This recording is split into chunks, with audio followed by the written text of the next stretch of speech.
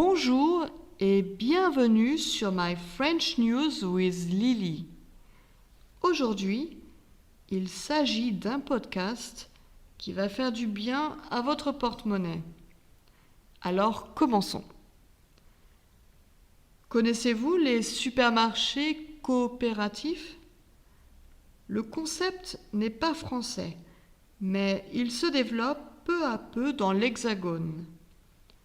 On en compte moins d'une trentaine en France.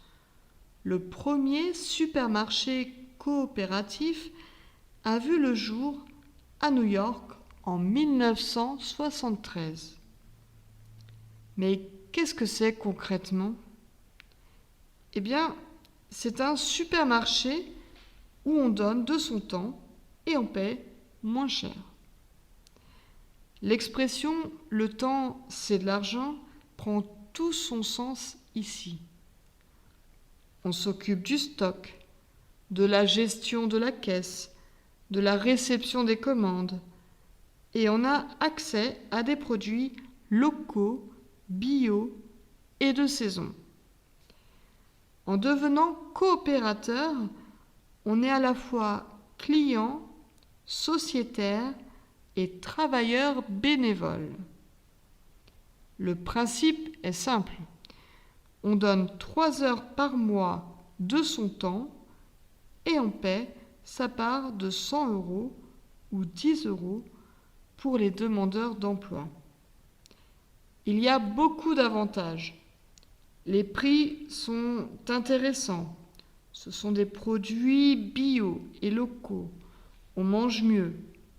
Ça fait partie d'un projet collectif qui crée du lien. La qualité est au rendez-vous, à des prix plus accessibles. Alors, pourquoi est-ce moins cher ?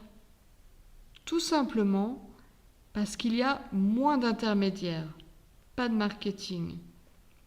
Les bénéfices sont ensuite réinvestis dans le fonctionnement du supermarché. Est-ce que c'est un concept qui vous intéresse ? Passons maintenant au second sujet. Comment faire des économies en matière d'énergie ? Ou comment alléger les factures d'énergie ? Plusieurs solutions viennent tout de suite à l'esprit. Baisser les radiateurs d'1 degré, ce qui permet une économie de 3,50 € chaque mois. Une autre bonne idée, c'est d'éteindre les appareils électriques, car en veille, ils consomment de l'énergie. On économise ainsi 2 €. Mettre un couvercle sur les casseroles fait faire une économie de 80 centimes, le prix d'une baguette. En prenant une douche de 5 minutes au lieu de 10 minutes, on gagne 5 € par mois. Le micro-ondes aussi est l'allié de notre portefeuille. Une fausse bonne idée en ce qui concerne la machine à laver. On se dit que raccourcir la durée aura un impact positif. Eh bien non. Privilégiez plutôt une température plus basse. Même si tous ces chiffres sont une moyenne, une estimation, tous ces petits gestes vous feront gagner entre 13 et 25 € par mois. Ça vaut le coup, non ? Avez-vous d'autres idées ? Et vous, que faites-vous au quotidien ? Ou qu'envisagez-vous de faire ?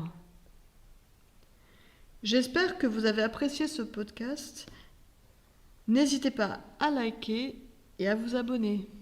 À bientôt !